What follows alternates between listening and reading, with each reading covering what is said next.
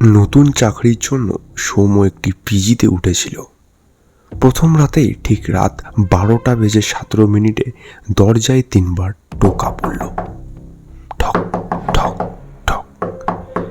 সে দরজা খুলে দেখল কেউ নেই। পরের দিন সকালে পাশের রুমে এক ছেলেকে ঘটনাটি বলতেই সে ফ্যাকাশে হয়ে গেল। সে ধীর গলায় বলল, আজ থেকে যাই হয়ে যাক, রাত 2টোর পর দরজা খুলবে না। সৌম্য হেসে উড়িয়ে দিল ব্যাপারটা। দ্বিতীয় রাত, আবার সে একই সময়, ঠক ঠক ঠক। এবার দরজার ওপাশ থেকে একজন মহিলা কাঁদতে কাঁদতে বললেন, দয়া করে আপনার ফোনটা আবার ব্যবহার করতে দিন।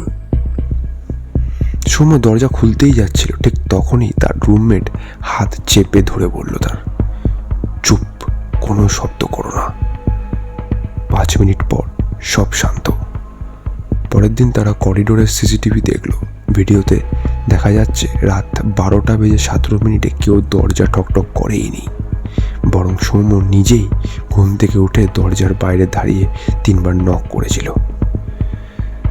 তারপর নিজের ঘরে ফিরে এসে আবার ঘুমিয়ে পড়েছিল। কিন্তু ভিডিওতে তার রুমের দরজা কখনো খুলেইনি। এটি একটি অদ্ভুত ধরনের ঘটনা পাঠিয়েছে শাইনি চক্রবর্তী আমাদের দুর্গাপুর থেকে। ফার্স্ট অফ অল শাইনি কিন্তু এটা একদম 110% ট্রুথ ফ্যাক্ট, মানে একদম ক্লেম করছে আর কি। এই ভিডিওটি যদি শাইনি দেখছো, তাহলে শাইনি তোমাকে আমি বলছি যে ঘটনাটি তুমি যদি আরেকটু ক্ল্যারিটিভাবে ডিসক্রাইব করতে, তাহলে আমাদের কাছে আরও পরিষ্কার হতে পারে ব্যাপারটা। যাই হোক, এই ঘটনাটি শাইনির বন্ধুর দাদার সাথে ঘটে যাওয়া। তো দাদা যখন তার জামশেদপুরে তার দাদার শিফট পড়েছিল তার কাজের জন্য, তো তার দাদার সাথে ঘটে যাওয়া এই ঘটনাটি।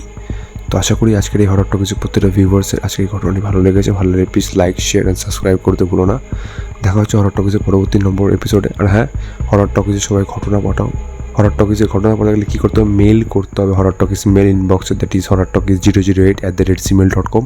এখানে তোমাদের জীবনের সাথে যদি কোনো ঘটনা ঘটে গিয়ে থাকে সেটা নির্দ্বিধায় পাঠিয়ে দিতে পারো, অথবা তুমি যদি কোনো ঘটনা শুনে গিয়ে থাকো সেটাও আরামসে পাঠিয়ে দিতে পারো। বাট হ্যাঁ, কাইন্ডলি এটা চেক করে নিও যে তুমি যে ঘটনাটি পাঠাচ্ছ সেটা আগে কোনো ইউটিউব চ্যানেল বা যে কোনো সোশ্যাল মিডিয়া প্ল্যাটফর্মে যেন শোনানো না হয়ে থাকে আর কি, তাহলে আমাদেরই সুবিধা হয়।